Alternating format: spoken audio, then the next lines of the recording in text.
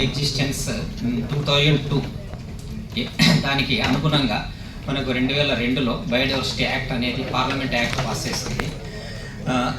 Parliament act pass చేసింది. ఇందులో institutes main ఏంటంటే ఈచ్ స్టేట్లో స్టేట్ బయోడైవర్సిటీ బోర్డ్స్, యూనియన్ టెరిటరీస్లో బయోడైవర్సిటీ కౌన్సిల్స్, అదేవిధంగా బిఎంసి బయోడైవర్సిటీ మేనేజ్మెంట్ కమిటీ, అంటే each panchayat each biodiversity management committee.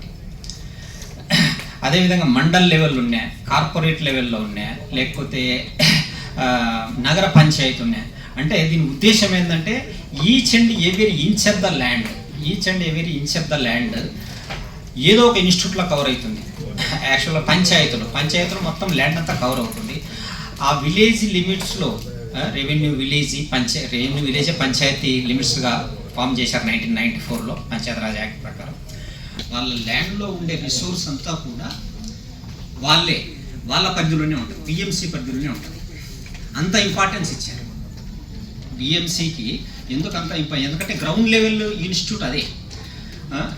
అంటే ఆ రిసోర్స్ ఎవరన్నా ఫార్మాసిటికల్స్ వాళ్ళు కానీ, లేకుంటే కాస్మెటిక్స్లో కానీ, లేకుంటే కమర్షియల్గా కానీ ఏదైనా వాడుకున్నారంటే మీట్ అవుతాయి. Conservation of biodiversity and sustainable use of biodiversity and fair and equitable sharing of benefits out of the utilization of this biological